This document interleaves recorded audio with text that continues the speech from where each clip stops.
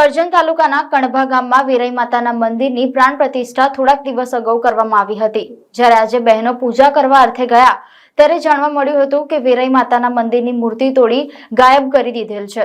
અટકચાળા તત્વો દ્વારા વેરાઈ માતાના મંદિરમાં મૂર્તિ તોડી નાખતા ગ્રામજનોમાં રોષ જોવા મળ્યો હતો।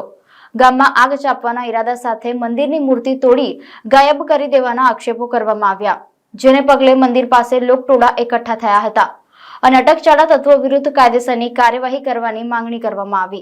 કણભા ગામ ખાતે સવારના ગારામાં જ્યારે અમારા બહેનો કંઈક પૂજા કરવા માટે આવ્યા ત્યારે ખબર પડતા કે વેરાઈ માતાનું જે મંદિર છે એવા અમારા લગભગ 4 મંદિર છે જેનું પૂર્ણસ્થ પ્રાણ પ્રતિષ્ઠા કરીને અમે જે મૂર્તિઓની સ્થાપના કરી હતી। પણ આજ રોજ અમને જ્યારે બહેનો પૂજા કરવા આવ્યા ત્યારે ખબર પડી કે મંદિર જે વેરાઈ માતાના મંદિરની અંદર મૂર્તિ કોઈ તોડી અને મૂર્તિને પૂરેપૂરી લઈ ગયા છે।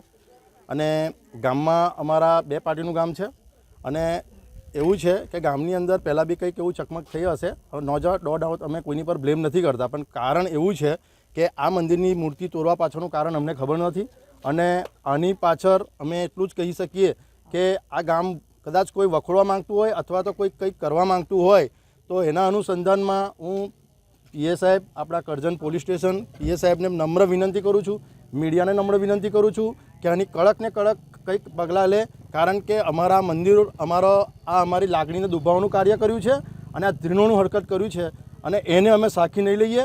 અમે બધા એક છીએ અને આ મૂર્તિ તોડવાથી અમને કંઈ મળવાનું નથી, પણ આવું અપકૃત્ય કર્યું હોય ગામના અમે કેટલા આગેવાનો મુસ્લિમ ભાઈઓને મળ્યા છે, એમને કીધું છે કે એને જાહેરમાં ફાંસી આપો, પણ અમને અત્યાર લગીને એ ખબર નથી કે આ કોને કર્યું છે। અને આ કાર્ય જે છે એ સમયના 2 વાગ્યાથી 3ના ગાળામાં થઈ જાય, કારણ કે 12 વાગ્યા લગીને અમારા છોકરાઓ અહીંયા હોય છે મંદિરોમાં અને અમારે બીજું વસ્તુ કે અમારા મંદિરમાં પૂજારી હોતા નથી, બરાબર છે। તો આ ફકપુત્રીઓને અમે સ્વીકારી નહીં લઈએ અને અમે સાખી નહીં લઈએ, આ અમારો નિર્ધાર છે। અમે મંદિરની મૂર્તિ તોડવા પાછળનું કારણ અમે પીએસઆઈ અને સાહેબશ્રીને પોલીસ સ્ટેશનને નમ્ર વિનંતી કરે છે કે એની પૂરેપૂરી જાંચ થાય, કઈ બી રીતેની જાંચ થાય અને આરોપીને પકડવામાં આવે અને એની કાયદેસરની કાર્યવાહી કરવામાં આવે।